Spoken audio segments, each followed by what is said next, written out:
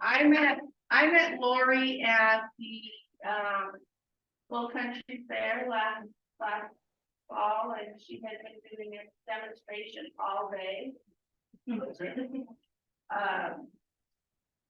And I was fascinated by her work in her mixed media, where she had different backgrounds, and she painted, or I don't know what you call it when you use pastel on the different backgrounds. Excuse me, Linda. You have to get okay so that screen will go away.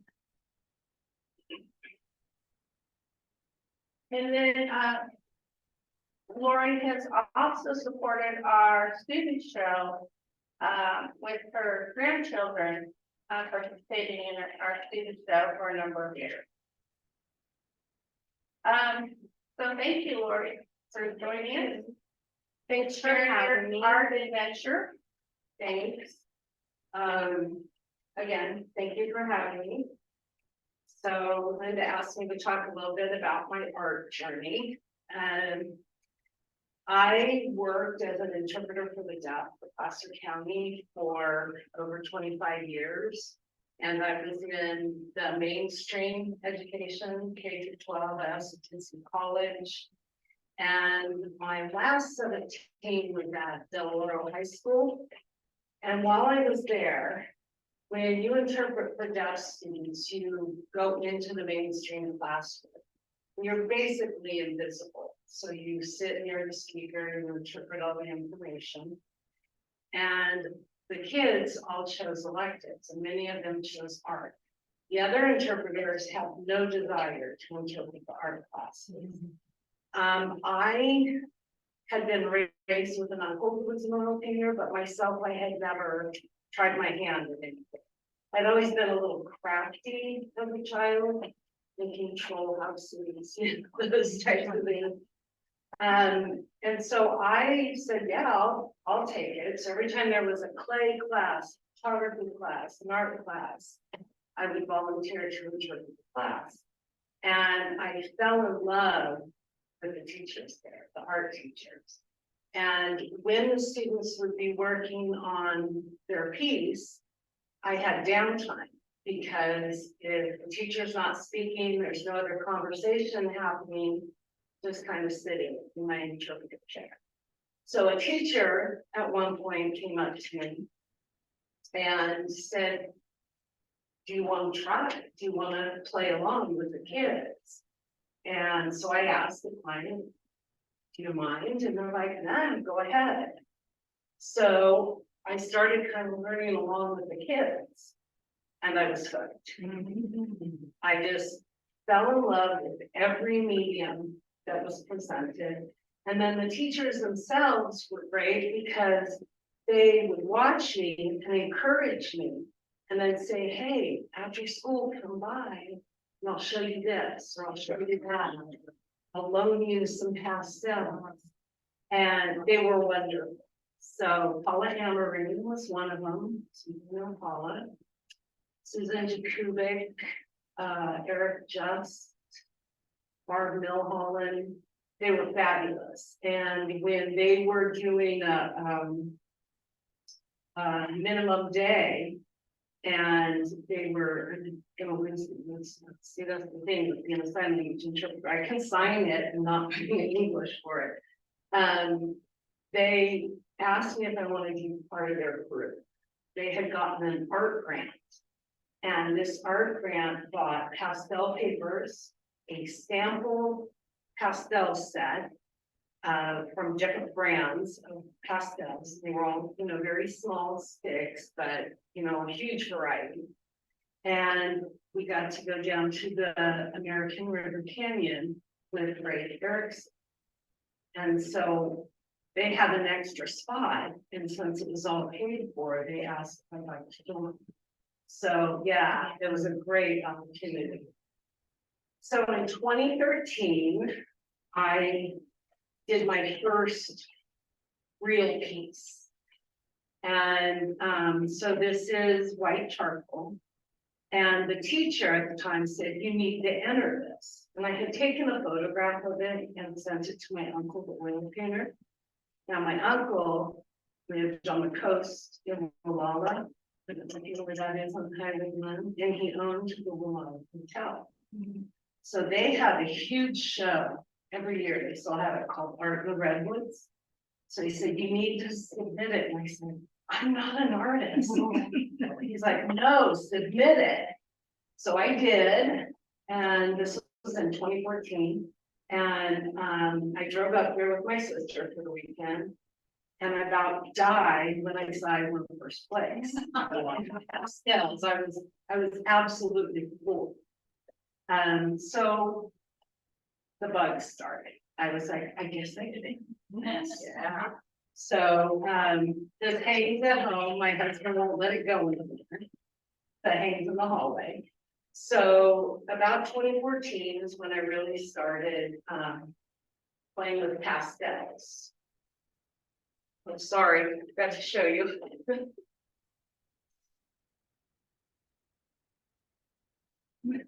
So I started playing with pastels, a variety of thick pencils. And then I stumbled across pan pastels. And I don't know if you've ever heard of pan pastels. A lot of people haven't. And when I do the studio tour, I usually work on a pastel piece because it's easy, it's not wet and messy.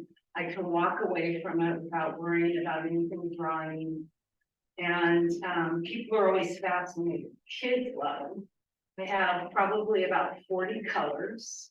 This is just a small amount that I brought for my base layer on this piece. And they're so smooth. They're almost like a blush contact.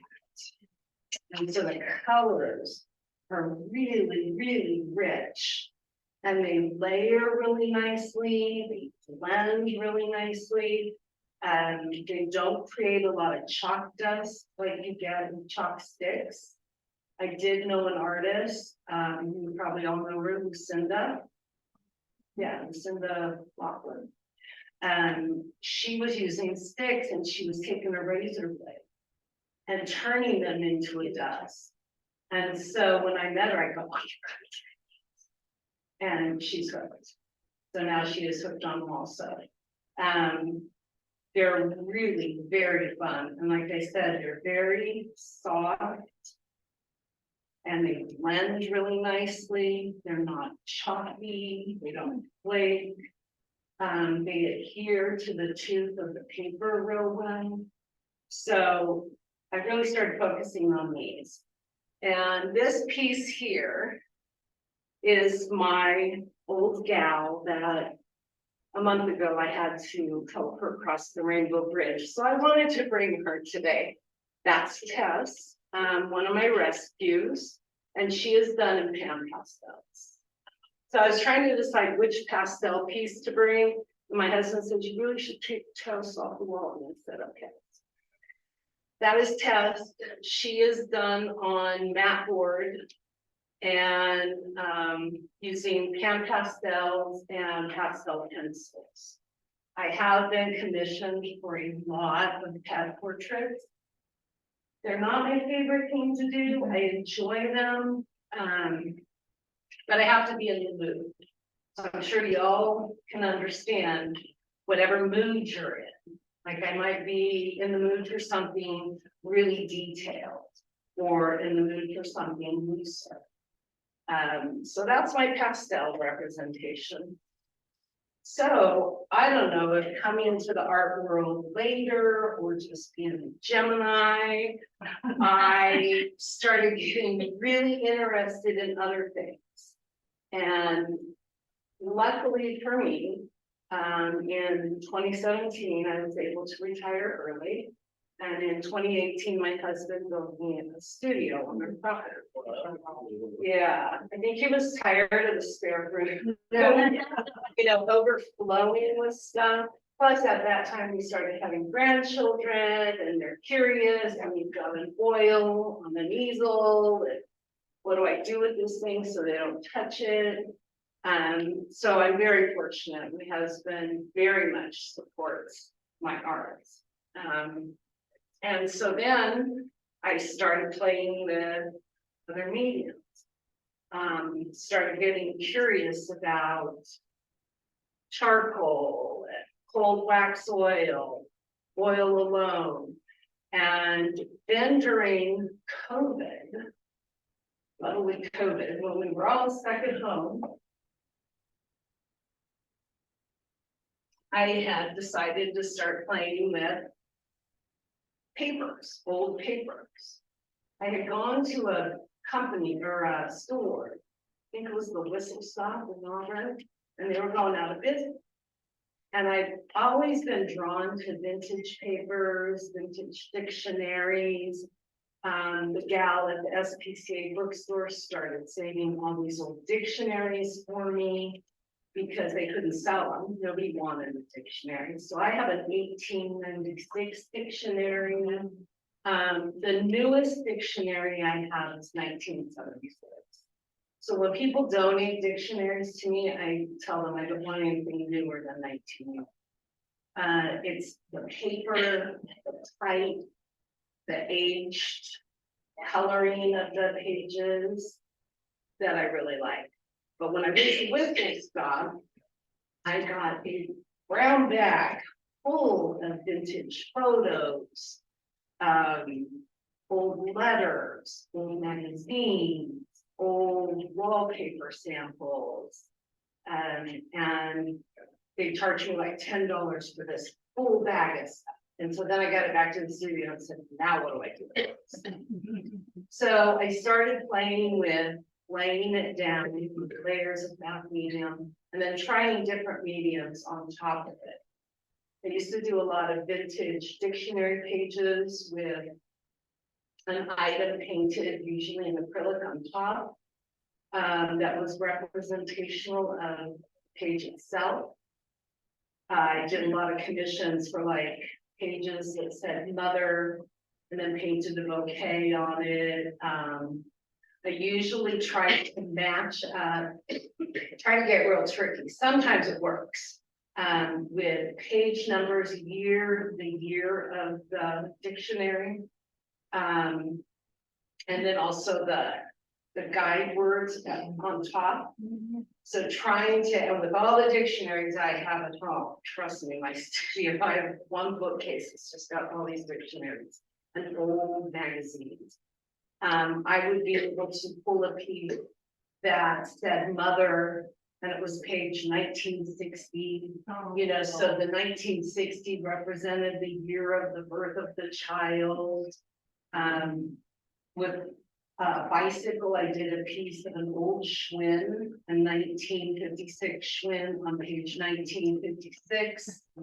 You know, so trying to match all that. Now, unless it's a commission, people don't know.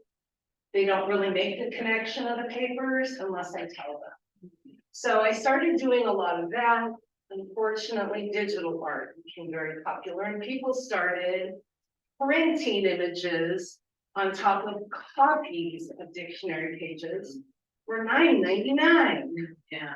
And so I just kind of went, okay, done with that because I couldn't compete.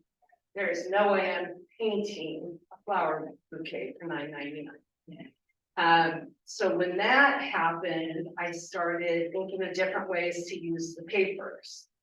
So in this piece of the chairs, it was a photograph that my friend took up on the coast of these old chairs that were in front of a business.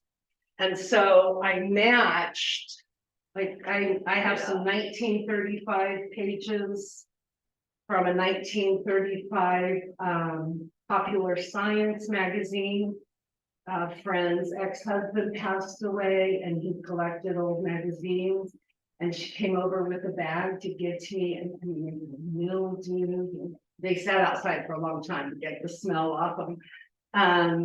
But what I will do now, instead of using the actual pages, because I can't duplicate it once I used it, it's gone for good. So I will scan them into my computer and then I'll keep a file. And I keep files of, you know, if it's an ad, or an old letter. And then I will use the laser print on the piece. So we have an old Harley Davidson ad. And this was, I think, from 35 or 36. Old letters, train ticket stubs. There's an aqua velva. It supposedly helps dandruff disappear. So I will layer old pieces of paper onto a canvas or a cradle board and then paint on top of it. So my friend had taken a picture of the chairs. I put the chairs on here. And then I was trying to figure out how to make them rusty. So there is a lot of cinnamon in here. I used cinnamon mixed in with some matte medium to get it on there. So that's been a lot of fun. Oh, I'm so sorry. Let's start here.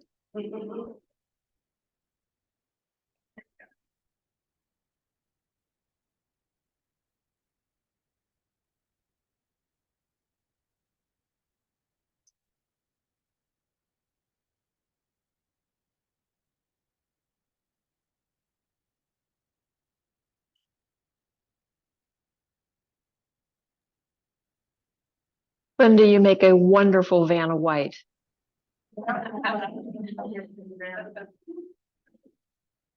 So that's some of the mixed media work I do. I've done a lot of florals, animals, painted on top of vintage papers. Just kind of whatever strikes me. Or photographs. I tend to take my camera with me wherever I go, take pictures of things that I think would be a good subject for a painting. And during COVID, back to COVID, I started playing even more with papers because I was just bored. There was nothing out there in the art world. You know, galleries were closed, shows were closed. And so I started playing with the papers and I made these coasters. So trust me, when I'm all over the board, I'm all over the board. I just love to create. So I kind of like trying different things. So I started making these coasters. And as with most of us, I was filled with a lot of sass about everything going on. And I started making coasters for my friends and family and sending, and they were hilarious. And they were going, oh my gosh, these are great. And they're like, you need to have these in a gift shop. So I am at High Hand in Loomis, and I am at Art in Lincoln. And these I call my bread and butter pieces because these are very much gift shop type items that sell very, very quickly. They're really fun to make because you can get really, really sassy and people love sass. They're clean sass, but they're sassy nonetheless.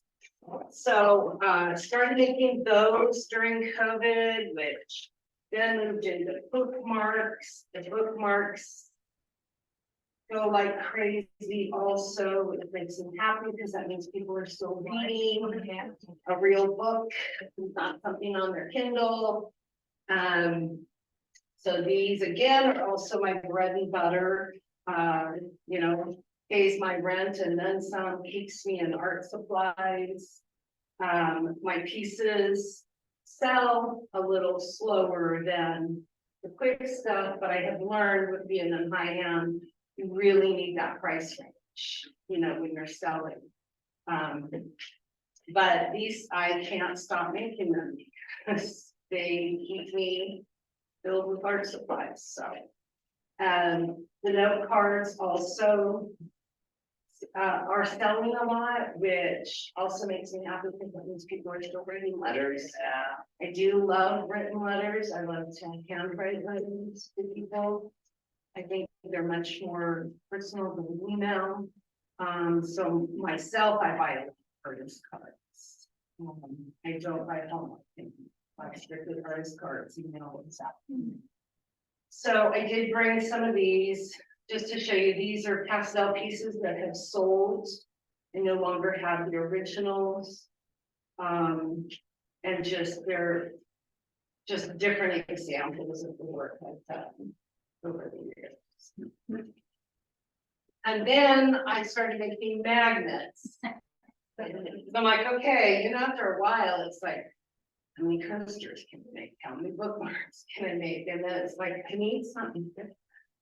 And so I started making magnets. These are also very popular and they're sassy, like the others. And in the sassy, what I mean by making them is I actually get the photo, like on Photoshop, I build layers. And so some of these, that's my mom, my sister, and myself. So I will use vintage photos I own, either of my own family or from that big bag I bought. And I scan them, load them all into Photoshop, and then I create layers of background, and then I add text boxes. So this guy's probably this is about 6 layers on Photoshop, so I just build it up. And then I print them out on my laser printer, and then paper cut them, adhere them, and resin. But I also have little magnets, and today when we're done, you're all welcome to a magnet as a thank you. Again, some of them are pretty funny, they're pretty sassy.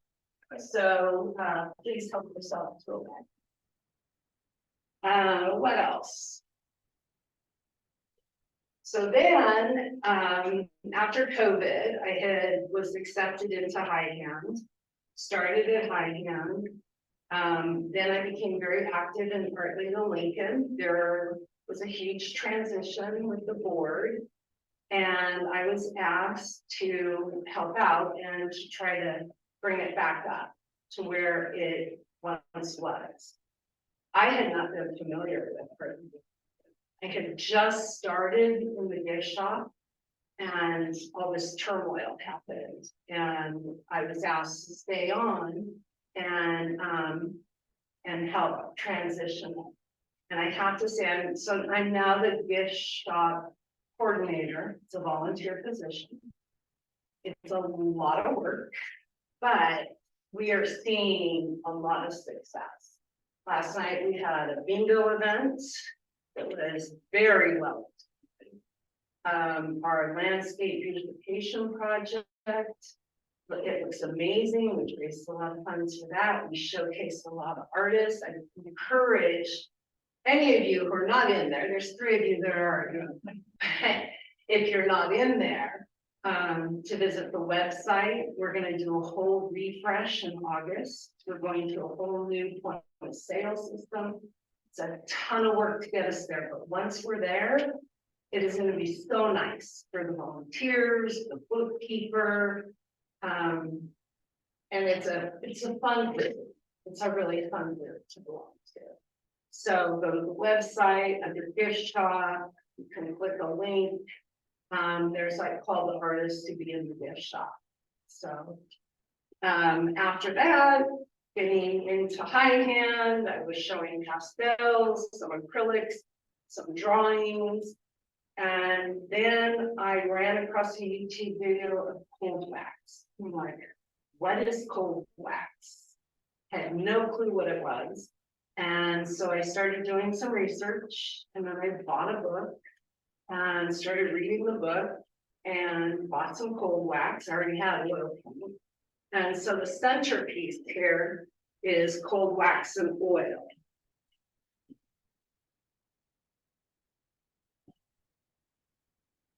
And look, I remembered this time. So this is cold wax and oil. Gorgeous. Thank you. So this is a lot of fun too. It gives a really cool kind of finish that you can touch. I always put a cold wax layer on top. It's not wet at all. You mix it with your oils. I use it applying like sprayers or squeegees. Brushes, my finger, I mix it, it's about a 50-50 mix. Usually 50-50 is the max. You wanna go a little lower in the cold wax. And, so I started playing with cold wax. Is it a paint? No, it looks like Crisco. So it looks like Crisco, feels like Crisco, doesn't really have a lot of smell. It is an oil base, but it's not oily. You cannot mix it with acrylics. It is strictly for oils. No. When it dries, it's very matte, but you can buff it and give a little bit of shine. You can use it on top of an acrylic piece. When you're all finished, it has to be your absolute last layer on top of an acrylic, but it'll give you a little bit of a satin look on top of acrylic. So you just take a little bit and dip like a cotton rag in it and then rub it on your piece and then let it dry for about an hour and then go in there and buff it. And I have used it on top of acrylics in place of like a varnish. In the cold wax and oil pieces, I start with, and you have to use a wood substrate. You cannot use canvas because you can build cold wax up. You can make it have a lot of texture, a little texture. And if you put it on canvas over time, it can crack. So it has to be on wood for best results. I have read where some artists have used them on small canvases, but anything large, I think the weight of your layers is going to be too heavy for it from the underside, and then it'll probably start to crack. But you can layer it. I've added pigment powder to it. Right now I'm doing a large Phoenix. I have mixed dirt with the cold wax, ashes with the cold wax. The Phoenix right now has ash mixed in with the cold wax for the bottom part of the fire. My husband cleaned out the blue and those little tiny black. They look like black diamonds. It's just, I guess, the creosote, but they look like black diamonds. They're so pretty. So those are actually going to be embedded also in the bottom part. So you can layer different things into the cold wax, fibers, pieces of metal. It's just the possibilities are endless. So it's kind of like the cold version of encaustic. So with the encaustic, of course, you have the heat, the smell, all that kind of stuff. This you don't. And it does. It looks just like Crisco, feels like Crisco. And I just mix it, you know, on my palette with the colors and then start layering it. I've mostly been doing more smooth effects. I'm not usually a heavy texture artist, although I didn't bring any samples. I have lately with the papers been playing with a lot of texture and building up stencils and molding paste on top. And so then when I go to paint, I let the paint all seep down in the molding paste. So some of my current pieces are more textured, but they're basically acrylic. So they're not the cold wax. I haven't tried playing with a lot of texture with cold wax.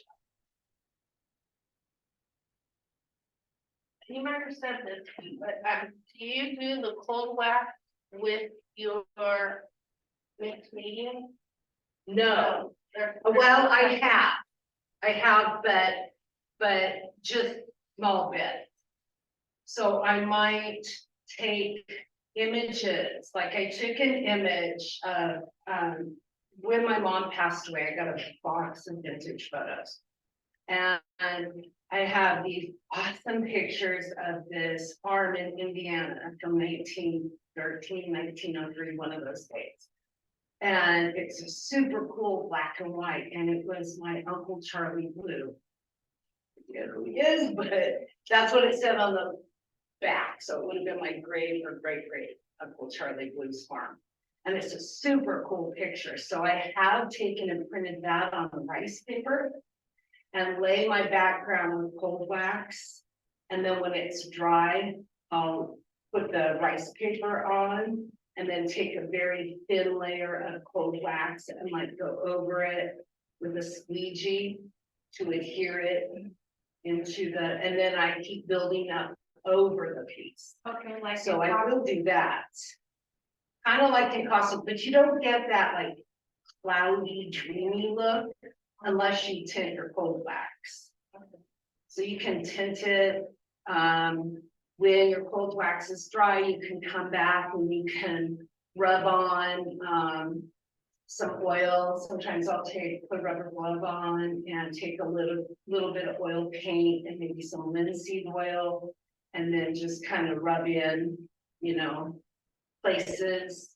And then when it dries, I go over with another layer of cold wax, kind of like seal it in there. Because once the cold wax is dry, you can touch it, it is dry. There is no wetness to it at all, like there is with an oil painting.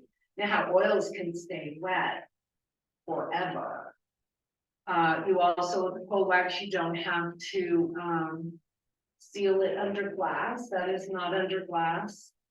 Pastels have to be under glass because you can just wipe those babies away, you know, if they're not under glass. Where do you purchase it? I'm looking on Amazon I usually get the cold wax at Jerry's Artery online. Yeah, so I'll get it there. I know Michael sells a little tiny can. I get the bigger can from Jerry's. It lasts a really long time. So Jerry's Artorama is usually my go-to. Sometimes Flick, if I'm in if I really need something badly, I'll try it down. I forgot to mention, I'm up in Memphis. Yeah. So, you know, I'll be honest with you, I don't like going to Sacramento unless I absolutely have to, so. So I will go to Blick, or there's a place in Grass Valley, Ben Franklin, do you remember those? Ben Franklin 5 and Dimes? They have amazing art supplies, fine art supplies. I mean, they carry the top brand. The bummer is they don't usually really have sales, so I need it desperately to go up there and buy that golden for $26 versus waiting for 18 at Jerry's program. But I will go up there. Lori, Uh-huh. may I show everybody this? This is what the can looks like of the cold Oh, wax. yeah. So I have some, and I opened it, and I don't know if you guys can see, when she's saying it looks like Crisco, that's exactly what it looks like. Yeah. Does that help? Yes. Let me see if I So can- do you use cold wax? I do, and I really like it. I think it's kind of fun, but obviously I don't use it as much as you do because I've used it on canvases. So I'm thinking to myself, oh, I probably did something wrong, but I'll use it on board now instead. But I thought everybody might want to see a can of it. Yeah, it looks like a metal paint can, and it doesn't really have an odor, huh? Yeah. So it's very interesting. It's been really fun. You can, like I said, you can get small ones, you know, so if you want to play, you can get small cans. It's a little pricey. People are using them on watercolors too, like really. Are they? I've heard that, but yeah. Maybe as I a don't- top I don't- coat? Maybe as a top coat to Yeah. seal it? Cause I've heard or seen it, but I had Yeah. not done it, so I don't know if it was all. Yeah, watercolor is the one medium that watercolors elude me. I mean, they bow to watercolor artists, 'cause I try and they frustrate me. So, but yeah, I bet you could on the, as a top feeder. Then you don't have to put glass on it. Right. Right. You let it dry. So, I mean, feel free to touch it. I use oftentimes like before the studio It might tours. be water, it wouldn't mess up the painting. Mm-mm. So, So I will use my Norwax, I love Norwax, and will buff up my cold wax pieces. I am in the Plaster Art Studio tour. This will be my 7th year. So before the tour, I always go around and I tell my clients, you know, that you're gonna clean. Take a soft cotton cloth, and you can, you know, kind of buff up your cold wax pieces. And don't put your pastels in the sun, don't hang them in the bathroom. Like, I give them all those pointers, usually on the back of the piece, I take a little kind of direction on the back. Because you don't want moisture or you don't want direct sunlight on any piece of art. So I often tell them not to. Lori will be at location 79. Way up there, I just got my email, I looked at, because I was like 6 last year. Now I'm 79, and so I think they kind of keep flipping, you know, they start from here and go one, or start from here and go one. I'm 15. You're 15? 13, Yeah. okay. 18. So you guys are a little closer to the Yeah. Roseville area. Yeah. Yeah. So, let's see, what else, I kind of made a few little notes. So that's pretty much what I do. I have to create every day. I don't watch TV. I'm not a TV person. And I find the older I get, when I try to read, I fall asleep. So I spend a lot of time in the studio. I start my mornings every morning out there. I usually have 2 to 4 pieces going, and often in different mediums. So it's just the way my brain works. It all depends on what I'm feeling that day. If I'm feeling really sassy, mischievous, if I'm more focused and quiet, if I want to be more fun and big and just move the paint around. Kind of all depends on the feeling for the day. Oftentimes the whole workbench, my husband put a wonderful 8-foot workbench in there. And they'll be layered with all these tiles because high hands going, we only have 5 posters left. So I have to get out there and kind of mass produce. I have new ones I'm getting ready to put out. Because if any of you play with Photoshop, it can be really time consuming to cut out all those pictures, you know, but once you cut them out, you can put them in a folder and then you just easily drag them right over. So yeah, I'm out there every day. It is my zen. I'm so happy I was exposed to art back in 2014, 2013. It's my happy place. My grandsons love it. They have their own little section of the studio. They know everything else is hands-on. They have a 4-drawer and all that is theirs. And they can do whatever they want. I currently do not teach classes. Excuse me. Except I did do a mixed media class for Art League of Lincoln. And that was very successful. That they're asking me for a part 2. So we're going to do a part 2 in August. Art League of Lincoln is always looking for artists that are willing to come in and teach. You do receive payment for it. So if you're not with Art League of Lincoln or you're not receiving emails, I encourage you to get online. We're really starting to attract a variety of artists. The receptions are becoming quite popular. Second Thursday of each month is a virtual public reception with wine and hors d'oeuvres.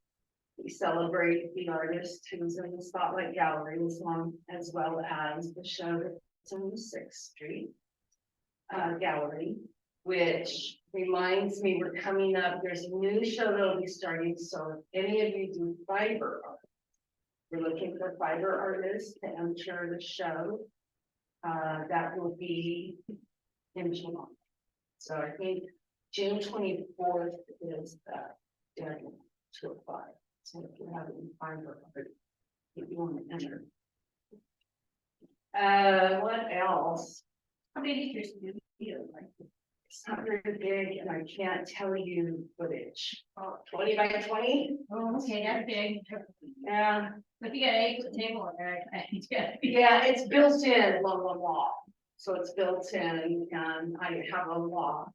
And so I store canvases and all that. I mean, I say it's not very big because let me tell you, as he walks in and goes, oh my gosh, he's right now.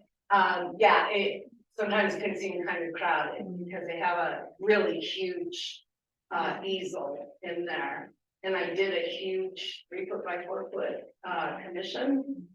And when I bought the canvas, Yeah. it was a buy one, get one free.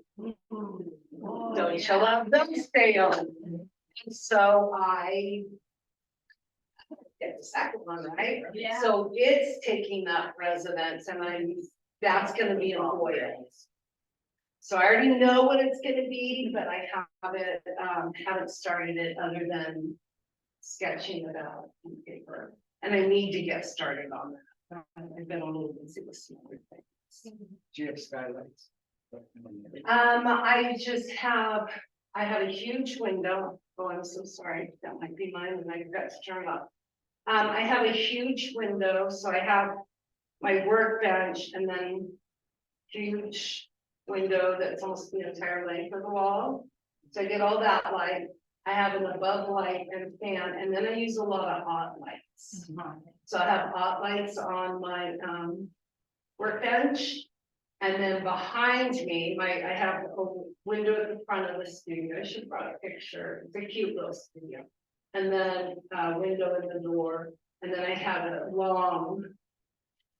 long narrow windows on the wall opposite me. And then the rest is wall to hang on. It is small. It sounds huge, but it is small. Especially, you know, for all the paintings. And I found people want larger rather than smaller. So going larger was more wall space. But yeah, it's you know, I get up in the morning, I have coffee, you know, in the studio, I listen to a lot of audiobooks or music. And I was painting one day in there. It was all quiet, and I think the reason I love first thing in the morning is because the world is asleep and everything's quiet, and you hear birds start to, you know, wake up. And I'm sitting there doing something, and I felt someone staring at me. And I looked up, and there was this big old buck looking at me through the window. Well, he was on his way to eat the roses that are at the end of the deck of the studio. And I thought, oh, yeah, this is the good. So, yeah, so now you see why I'm out there every day. It's a great place to kind of forget all your troubles, pour out what you're feeling with the canvas. So, anyhow, do you want to see how these go on? Yeah. So I was gifted. I have to say, I have been very, very blessed by the people in my life. Or people I run into that have gifted things to me. A lady who was a framer had a framing shop. She was moving out of state. She was moving clear across the country. And she had mat board and she had mat board 4 days. Like I have an Elantra 4-door. I was coming home, my car was like this. Because it was so packed. Every available space was packed with mat board. Mats already pre-cut, and then solid pieces of mat board. I've donated a lot to the elementary schools, to other artists. To a gal who does an art class for kids, I give them a ton. I still have a ton of it. Everybody needs mat board, she's fine. Most of them are about this size, maybe a little bit larger and lots of small pieces. But I found I really like mat board with these pastels because they're so smooth and they go on really softly. So I started this, I just used a reference photo from copyright free site for artists. And I was like, okay, let me come up with something with pastels, and this really caught my eye. And I thought, oh, I love doing it on the black because it kind of pops off the black. So I just started laying my base down. And then what I will do is I will go back with pencils and I will add the small detail like the, you know, the pits on the skin, and that type of stuff, and the stems. But when I use hand pastels, passes around so you can see it. When I invested in it, I went ahead and invested in the tool. I was using a lot of Q-tips. You can't use paintbrushes with them. It really doesn't grab the pastel. I'll use my finger, I'll use Kleenex. But yeah, I'll use a lot of makeup sponges. I'll go to the dollar store and makeup sponges. But this set is, there's like 4 or 5 different shapes. And they come with these covers where you buy their covers. And so there's different shapes. And then when you use them, you can flip them around and use the other side. And then I will try to wash them out and keep reusing them until they're just spray. And then I have to throw them away. Yeah, what is the tip? Is it fun? Oh, okay. Peel them. Sorry.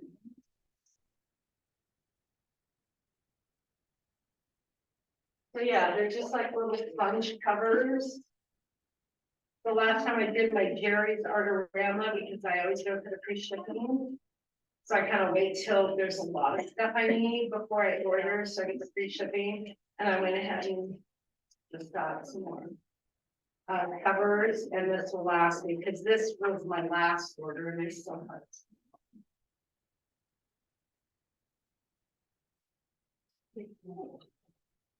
And they, What are these called? What are them? well, the thing you get is soft covers. Uh-huh. So I think it's called soft, SOFFT. And when you look up like pan pastels, you'll see this also. When they show you a picture of like all the tools that go with pastels, they usually show these too. And the pastel from Jerry's. Yeah, I got these, I think all from Flick. But Jerry's does have them. I have had these for years. So they last a very long time.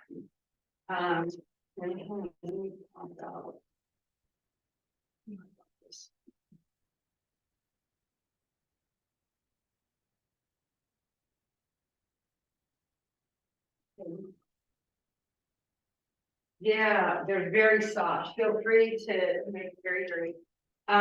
Feel free to run your finger over it if you want, but then you're gonna have to. Yeah, then you're on time with it. Yeah, then it's all over your hands, but I do have baby wipes. It just needs a lot, big white cities, I don't know. It can, but you probably would need some kind of finish. Now, I know you can rub them on the encaustic. And they stay, you have to be really careful on encaustic, because they just suck into the encaustic and then they don't move, so good luck removing it. But yeah, you can rub them on. And then put resin over it. You can, you might try to just let it sit and then see if any of it wipes off, sometimes it really will go into the texture.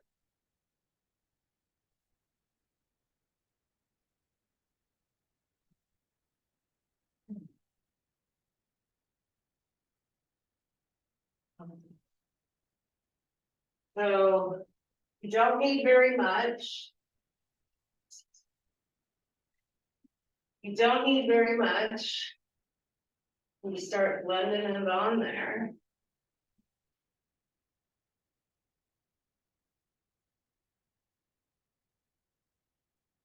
See how it do. Yeah. Yeah. And you correct mistake. You can with kneaded eraser.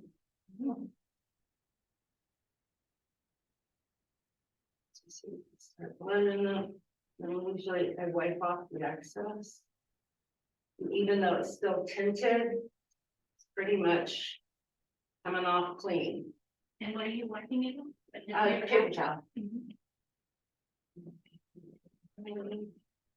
Should have got my reading glasses.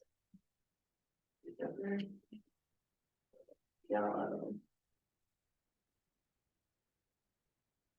So you can blend. Get a darker orange. And then I could give it like it. The eraser.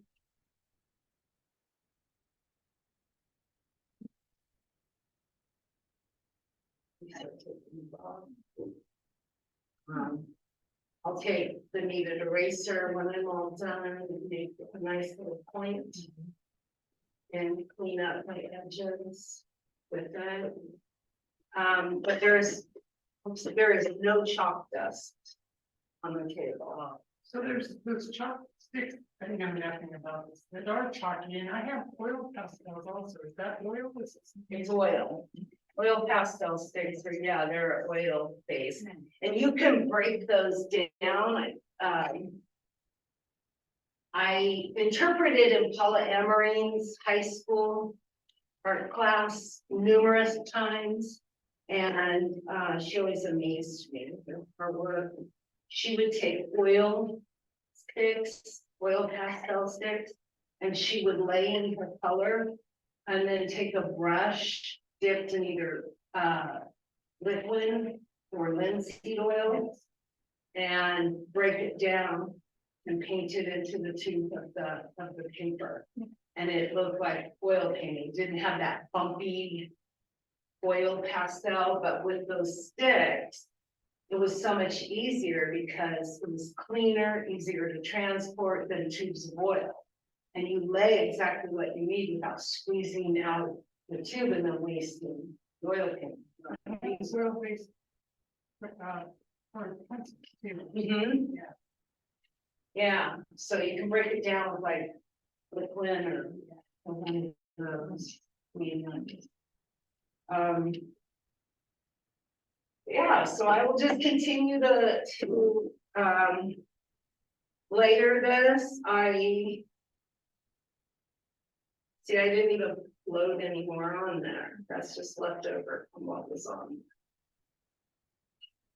But I like how vibrant the colors are because I'm going on the black and I'm not losing it, the color at all. And so I just keep building them up.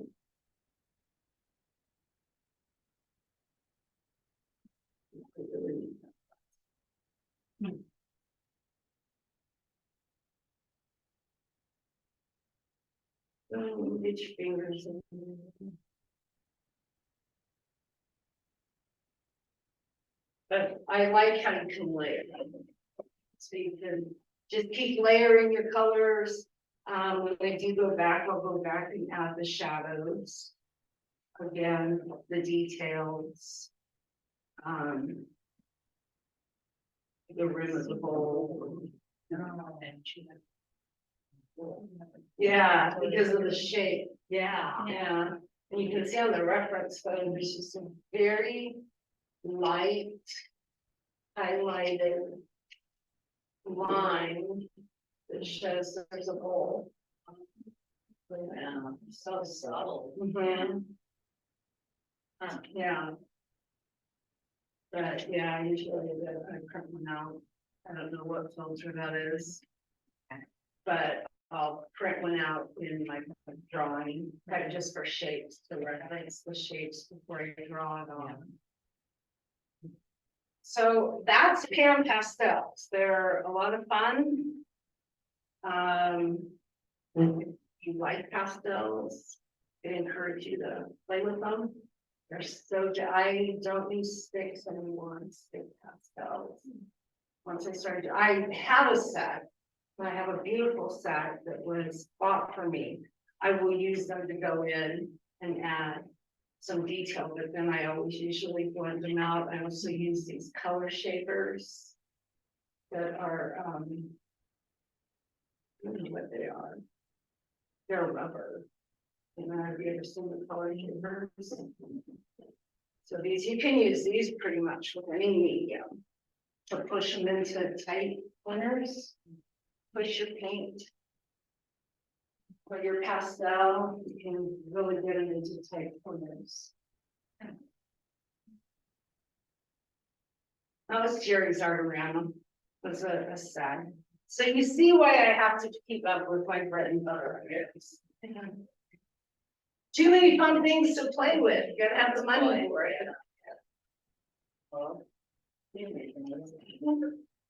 So. Anyways, that's about it. That's my journey. Would you spray it after, before you put it? I don't. I have tried using a fixative on top of my pastels and absolutely destroyed a piece. Oh. I had to go back over and redo it because it was bad, and it was some, recommended expensive spray. And it left almost like little size of salt, but little tiny dots everywhere. And I know when I interpreted at the high school, Susan Jakubik, she would use Aquanet hairspray. Oh. But where do you find Aquanet? I don't understand. I think somebody is there. I haven't seen it. Yeah, she would use Aquanet when she would have the kids do charcoal pieces to set it. So I never used that again because it changed everything about my piece. I'm so upset. So, but the beautiful thing about pastels is you can go back in over it. So I would, you can go in and put another layer. So I had to go over the piece again. But all my pastels are framed under glass. Usually with a mat, so I have a spacing between the glass and the actual piece. Now Tess is not. I happen to have that frame, which I already see I need to touch it up because it got dinged, but I had that old frame. It was a piece I just did fairly quickly for my husband. And I went in and I put yeah, thank you, Susie, like spacers up around the edges, so it's not right up to the glass. But yes, the pastels have to be under glass because you could just like. Here's do it. We believe you. Yeah, I'll go in, but I'm gonna end up going back over all of these to do detailed work. But yeah, so that's it. Please help yourself to a magnet. Have a good laugh. And come see us at the Art League of Lincoln if you guys have. Laurie, Yes.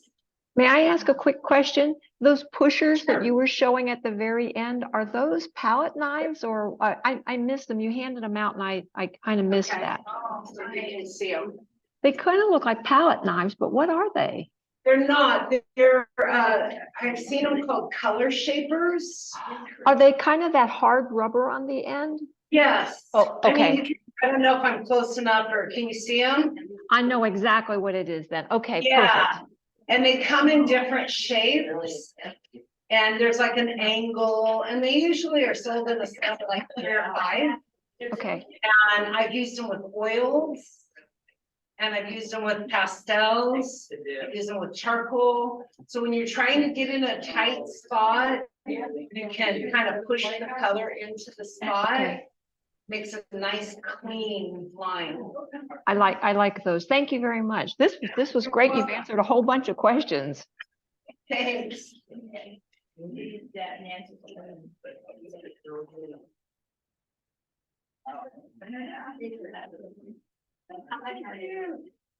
The bookmarks are 5.